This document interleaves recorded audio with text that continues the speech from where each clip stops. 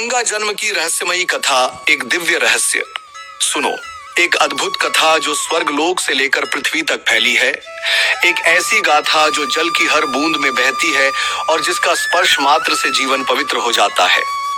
क्या तुमने कभी सोचा है कि गंगा, जिसे हम माँ कहते हैं, उनका जन्म कैसे हुआ? कैलाश पर्वत पर दिव्य सभा का आयोजन हुआ था। देवताओं, ऋषियों और सिद्धों का समागम हुआ। भगवान शिव ने माता पार्वती के साथ विराजमान थे। तभी वहां पर नारद जी उपस्थित हुए और जिज्ञासावश प्रश्न किया, भगवान, गंगा को त्रिलोक पावनी क्यों कहा जाता है? उनका जन्म कैसे हुआ और वे स्वर्ग से पृथ्वी तक कैसे आईं? नारद मुनि के इस प्रश्न पर सभी देवताओं और मुनियों का ध्यान आकर्षित हुआ। ब्रह्मा जी ने मंद मुस्कान के साथ भगवान शिव की ओर देखा और कहा, इस रहस्य को तो महर्षि विश्वामित्र ही विस्तार से बता सकते हैं, क्योंकि उन्होंने इस कथा को देवयुगों से संजो कर रखा है। इतना सुनते ही सभी की दृष्टि ऋषि विश्वामित्र की ओर गई।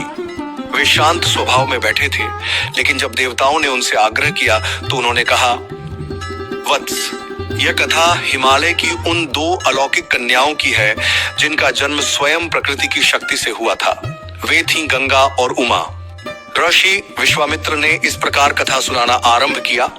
पर्वतराज हिमालय की अत्यंत रूपवती, लावण्यमयी एवं सर्वगुण संपन्न दो कन्याएं थीं।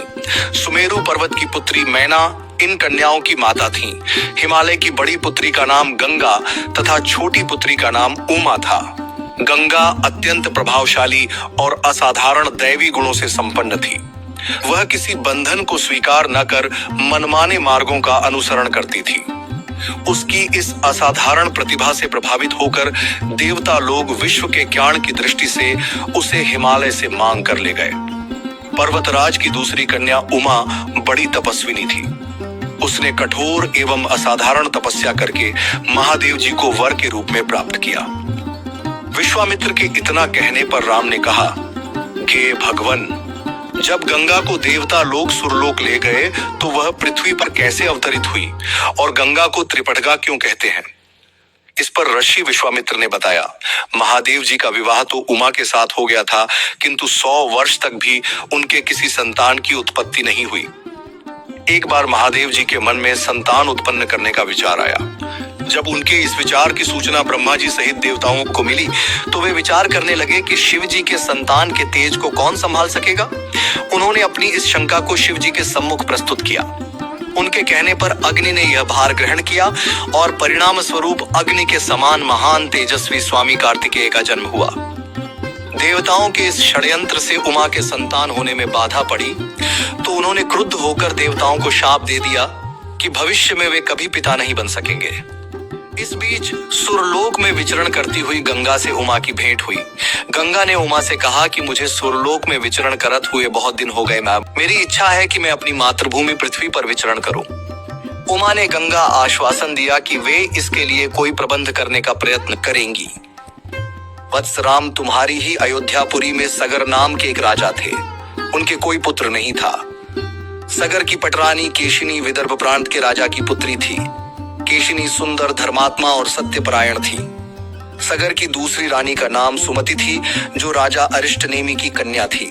दोनों रानियों को लेकर महाराज सगर हिमालय के भृगु प्रसृवण नामक प्रांत में जाकर पुत्र प्राप्ति के लिए तपस्या करने लगे। उनकी तपस्या से प्रसन्न होकर महर्षि भृगु ने उन्हें वर दिया कि तुम्हें बहुत से पुत्रों की प्राप्ति होगी। दोनों रानियों में से एक का केवल एक ही पुत्र होगा जो कि वंश को बढ़ाएगा और दूसरी के 60,000 पुत्र होंगे। कौन सी रानी कितने पुत्र चाहती है, इसका निर्णय वे स्वयं आपस में मिलकर कर लें। केशिनी ने वंश को बढ़ाने वाले एक पुत्र की कामना की और गरुड़ की बहन सुमति ने 60,000 बलवान पुत्रों की। उचित समय पर रानी केशिनी ने असमंजस नामक पुत्र को जन्म दिया। रानी सुमति के गर्भ से एक तूंबा निकल, जिसे फोड़ने पर छोटे छोटे 60,000 पुत्र निकले। उन सबका पालन पोषण घी के घड़ों में रखकर किया गया। काल चक्र बीतता गया और सभी राजकुमार युवा हो गए। सगर का ज्येष्ठ पुत्र असमंजस बड़ा दुराचारी था और उसे नगर के बालकों को सरयू नदी में फेंककर उन्हें डूबते हुए देखने में बड़ा आनंद आता था। इस दुराचारी पुत्र से दुखी होकर सगर ने उसे अपने राज्य से निर्वासित कर दिया। असमंजस के अंशुमान नाम का एक पुत्र था। अंशुमान अत्यंत सदाचारी और पराक्रमी था। एक दिन राजा सगर के मन में अश्वमेघ यज्ञ करवाने का विचार आया। शीघ्र ही उन्होंने अपने इस विचार को कार्य रूप में परिणित कर दिया। राम ने ऋषि विश्वामित्र से कहा, गुरुदेव, मेरी रुचि अपने पूर्वज सगर की यज्ञ गाथा को विस्तार पूर्वक सुनने में है, अतः कृपा करके इस वृतांत को पूरा पूरा सुनाइए। राम के इस तरह कहने पर ऋषि विश्वामित्र प्रसन्न होकर कहने लगे। राजा सगर ने हिमालय एवं विंध्याचल के बीच की हरी भरी भूमि पर एक विशाल यज्ञ मंडप का निर्माण करवाया। फिर अश्वमेघ यज्ञ के लिए श्यामकर्ण घोड़ा छोड़कर उसकी रक्षा के लिए पराक्रमी अंशुमान को सेना के साथ उसके पीछे पीछे भेज दिया। यज्ञ की संभावित सफलता के परिणाम की आशंका से भयभीत होकर इंद्र ने एक राक्षस का रूप धारण करके उस घोड़े को चुरा लिया। घोड़े की चोरी की सूचना पाकर सगर ने अपने 60,000 पुत्रों को आदेश दिया कि घोड़ा चुराने वाले को पकड़कर या मारकर वापस लाओ। पूरी पृथ्वी में खोजने पर भी जब घोड़ा नहीं मिला तो इस आशंका से कि किसी ने घोड़े को तहखाने में न छुपा रखा हो, सगर के पुत्रों ने संपूर्ण पृथ्वी को खोदना आरंभ कर दिया। उनके इस कार्य से असंख्य भूमितल निवासी प्राणी मारे गए। खोदते खोदते वे पाताल तक जा पहुंचे।